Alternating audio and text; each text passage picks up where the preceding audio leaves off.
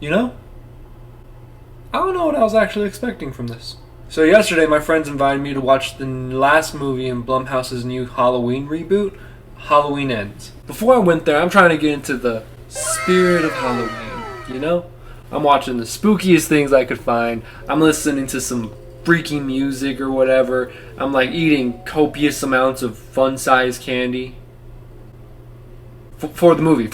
I don't have a problem, you have a problem. Even pulling up to the theater is kind of spooky. So my bar was set really high. I was hyped. I was excited. I wasn't going to let anything stop me from enjoying this movie. But one thing did.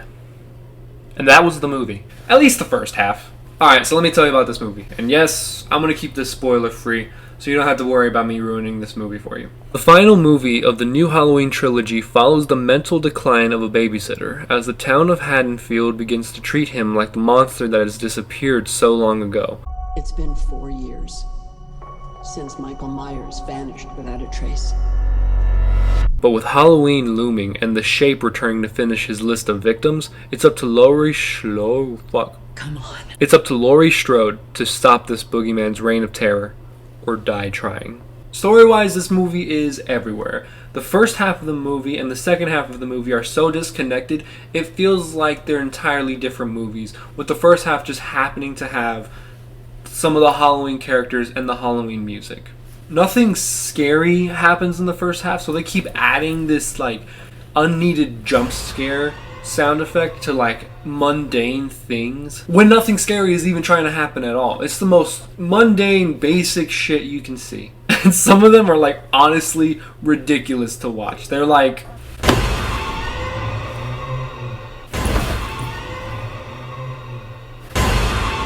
I mean, it's such a tired cliche that they keep having like these random jump scare sounds that just like happen for no reason, and they never get anyone. I would like to take back my statement. I'm sorry. This movie heavily focuses on newly introduced characters, specifically a character called Corey Cunningham, who essentially becomes like the main character of the whole movie. This excess amount of screen time kind of forces the legacy characters to get like sidelined and pushed off. But it's not like it's anyone important. You know, just fucking Michael Myers. Michael is sidelined so extremely hard in this movie that he doesn't even make an appearance until like the second half of the movie. There's like 12 or 13 kills in this movie. Do you want to know how many are Michael's? 3. But the second half of this movie, I'm not gonna lie, it's okay. It's a little bit better. It's more like what I was expecting when I was coming into this movie the first time. Laurie and Michael, final fight, duking it out. There's a bunch of kills, at least a handful of kills, like a whole kill montage even, with one of the kills being extremely gruesome. When you watch the movie, you'll know what I'm talking about. The rest of the kills range from just background noise to actually okay and decent. Which in comparison to the last slasher movie I saw, these are,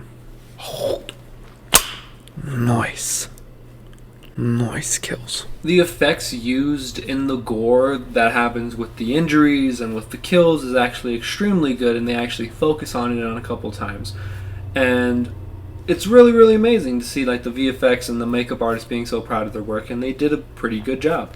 The sound design is okay. Like I mentioned, they do have that excessive amount of jump scare sounds in the beginning, and they do overplay the Halloween theme just a little bit, and their choosing of when they actually play the theme is a little weird sometimes, but like I love the Halloween theme, so whenever I hear it, it's always a good time.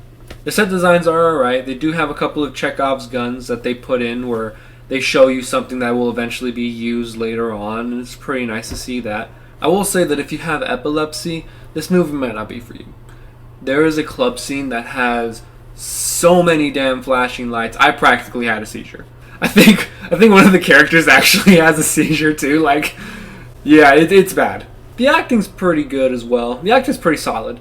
Rohan Campbell, I think is his name, did a pretty decent job with Corey, showing kind of like the intricacies of how it feels to be such an outcast and be constantly rejected by society, and just seeing how that kind of takes a toll on him mentally. It is interesting to see, but I don't like the way it ended. As well, Jamie Lee Curtis, she's amazing as usual. She's a lot more human in this one. Not so much the boogeyman hunter as she has been in the previous two, more so like a human being who's kind of moved on with a decent amount of skills to protect herself. And also being the original Scream Queen, she's gotten this like horror movie shit down to a science. There were a couple of stinkers though. Andy, this last name, was a little cheesy. She was giving me some like Bella from Twilight vibes. The school bullies were also just a little bit rough. Mostly their reactions to certain situations and stuff like that, but you know, it's fine, I guess. Overall, not terrible. I will say that if you're a big fan of Michael Myers, you might not like this movie. I know I mentioned earlier that Michael was like sidelined a little bit, but beyond the lack of kills in his own movie, the lack of screen time in his own movie, this is also one of the weakest iterations of Michael Myers I have ever seen. He gets his mask finagled by this dude. He lets half of his victims escape. He gets like tag teamed by these two chicks, and I take that one back. Basically what I'm saying is like he's very weak. Like I could take on Michael Myers at this point. Like I'll hit him with one of these and one of those. He won't know what hit him. He barely gets any kills, any screen time, and it's just making the Michael Myers fans wish that they did more with Michael Myers in the Halloween movie. In all honesty, this movie does take a lot of risk, kind of changing the formula from the original two movies that they were trying to set up to this new one, so it does get some props for that, trying to see what would kind of fit. But the advertising and the way that they're promoting this movie as a sort of grudge match between Michael Myers and Laurie Strode, and that's going to be the final confrontation, and this is going to be the end of the Halloween series. It's the end. It's even in the titles. Halloween ends. You finally get to see the final confrontation between these two characters in this grand spectacle of a movie. At least that's how they phrased it, or that's how they advertised it. But you get this side story with the newly introduced character who doesn't have a great conclusion with that, and it takes away from the final conflict that you probably came to see in that movie. There's like very little fighting between those two characters, and then everything's back to normal and they're fine again. It's not getting what you were paying for, essentially, making this whole conclusion fall a little flat and end up being a little lackluster. I'm happy that this trilogy is finally over and they can put the Halloween franchise to rest, at least for a little bit, but it's definitely not a satisfying ending to the Halloween franchise and to these newly rebooted characters as a whole. Especially with Jamie Lee Curtis saying that she will not be reappearing in any new Halloween movies, it is a little bit sad that this might be the last time we see the original Laurie Strode. I'm giving this movie a 5 out of 10. We'll say that, I guess. It's fun. I feel like I'm missing something. Red? Red, is that you? Hello? Come on, mate, let me back in. It's not funny anymore. But anyway, guys, thank y'all guys so much for watching this video. I hope y'all guys like and subscribe.